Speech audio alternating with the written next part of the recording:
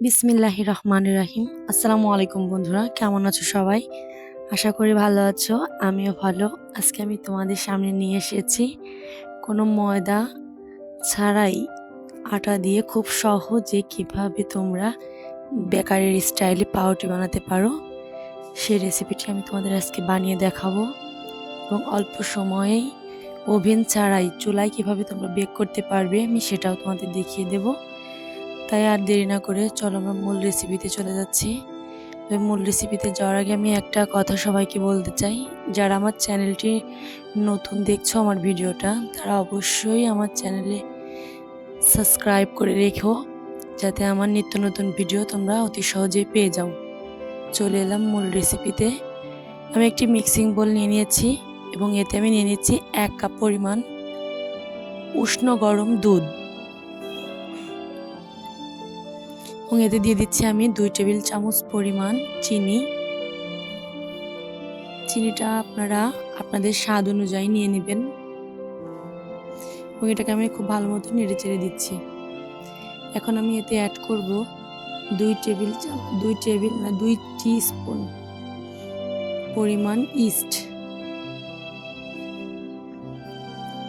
এটা হচ্ছে 2 টিস্পুন পরিমাণ ইস্ট অ্যাড করতে হবে এবং এটাকে আমি নেড়ে চেড়ে 10 মিনিটের জন্য আমি এটাকে রেস্টে রেখে দেব, যাতে ইস্টটা ভালো মতো অ্যাক্টিভ হয়ে যায়।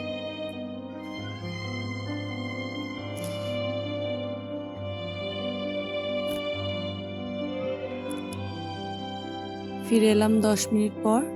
দেখুন ইস্টটা ভালো মতো অ্যাক্টিভ হয়ে গেছে।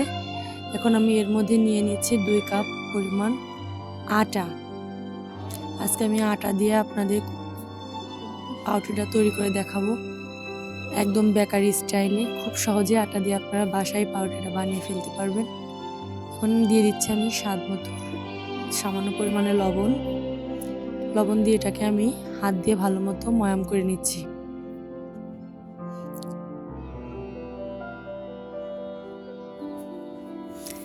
এটাকে নেড়ে চেড়ে ভালো মতো আটাটাকে ময়াম করে নিতে হবে। এই পাউরুটির ডোটা যত ভালো হাত দিয়ে ময়াম করা, মানে ছেনা আর কি যেটা বলা হয়, আটাটাকে যত ভালো হাত দিয়ে ছেনা যাবে এটা তত ফুলবে। এখন আমি এর মধ্যে নিয়ে নিয়েছি 1/3 কাপ পরিমাণ রান্নার রেগুলার তেল দেওয়ার পরে এটাকে আমি আবারও ভালো মতো মেখে নিচ্ছি। এটাকে আমি নেড়ে চেড়ে 4-5 মিনিট মতো খুব ভালো মতো মেখে নেব।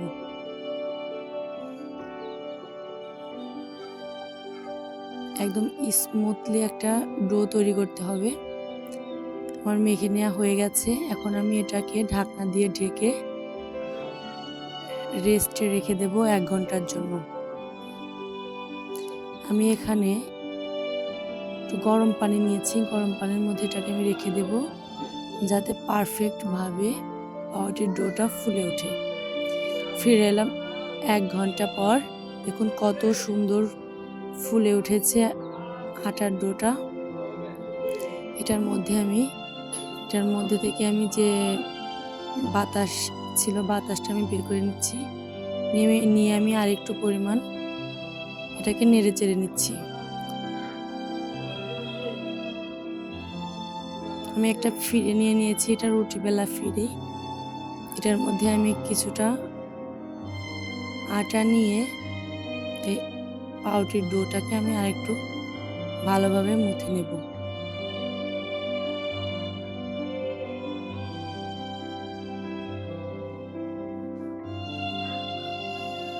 এটা বলার কিছু নেই, দেখুন আমি যে স্টেপগুলো ফলো করে পাউরুটিটা বানাচ্ছি আপনারা ঠিক ওভাবেই। এখন ডোটাকে আমি একটি রুটির শেপে বেলে নিচ্ছি। দেখুন গোল করে বেলে নিচ্ছি আমি।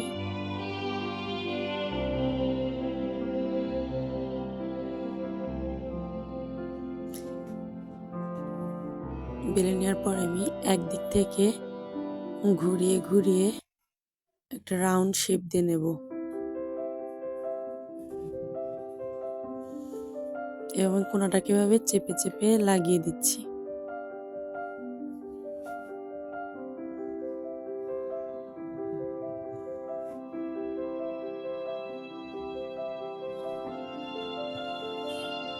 এবার এটাকে আমি আর একবার বেলুন দিয়ে বেলে নিচ্ছি।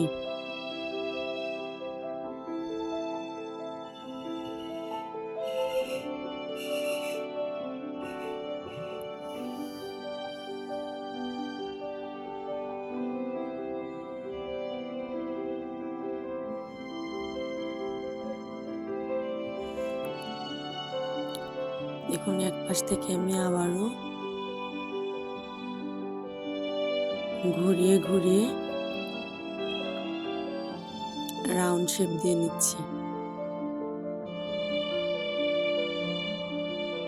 এবং কোণাটা আমি ভালো মতো লাগিয়ে দিচ্ছি।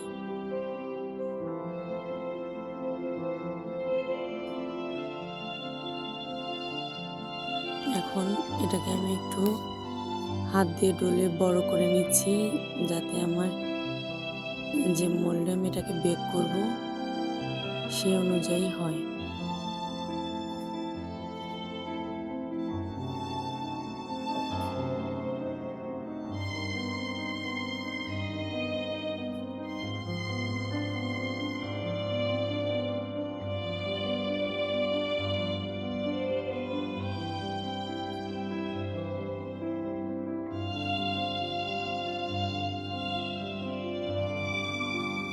এটা হয়ে গেছে। দেখুন আমি একটা মোল্ড নিয়েছি, এখানে নিচে তেল ব্রাশ করে একটা বেকিং পেপার বিছিয়ে দিয়েছি। এর মধ্যে আমি এখন ডোটা দিয়ে দেব। আসলে বন্ধুরা একটু সমস্যার কারণে আমি মোল্ডটাকে পরে চেঞ্জ করে নিয়েছিলাম। আমি অন্য মোল্ডে এটা ট্রান্সফার করেছি, সেটা আপনাদের দেখানো হয়নি। দেখুন ফিরে এলাম 15 মিনিট পর। এখন আমি এর উপরে একটা ডিমের কুসুম নিয়েছি, ডিমের কুসুমটা আমি এর উপর ব্রাশ করে দেব, যাতে আমার পাউরুটির কালারটা অনেক সুন্দর আসে।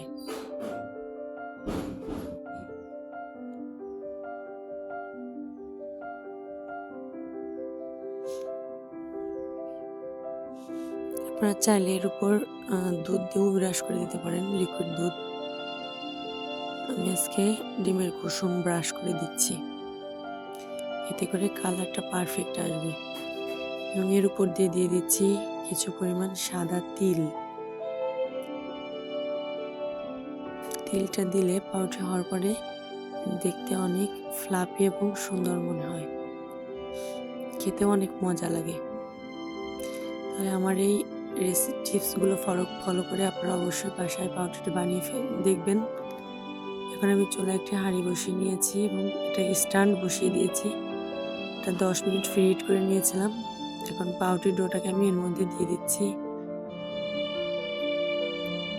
একটি ঢাকনা দিয়ে ঢেকে দিচ্ছি। এটা আমি এখন 40 থেকে 45 মিনিট বেক করে নেব। এর উপরে আমি একটি শিল অথবা ভারী কোনো কিছু দিয়ে আটকে দিচ্ছি, যাতে বাইরের বাতাস। ফিরে এলাম 45 মিনিট পর। দেখুন আমার পাউরুটিটা হয়ে গেছে, উপর থেকে কতটা নরম এবং তুলতুলে মনে হচ্ছে। তাহলে তৈরি হয়ে গেল বেকারি স্টাইলে নরম তুলতুলে পারফেক্ট পাউরুটি রেসিপি। দেখুন চারপাশ থেকে কতটা সুন্দর লাগছে এবং নরম তুলতুলে হয়েছে। এটাকে আমি এখন আপনাদের কেটে দেখাচ্ছি।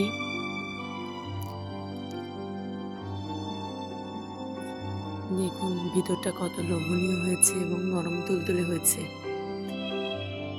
আপনারা আমার এই ভিডিওটি দেখে অতি সহজেই বাসায় ময়দা না থাকলে আটা দিয়ে খুব সহজেই বেকারি স্টাইলে পাউরুটি বানিয়ে খেতে পারবেন।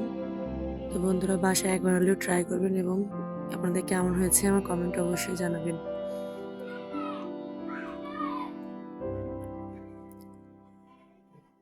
দেখুন বন্ধুরা কত সুন্দর লাগছে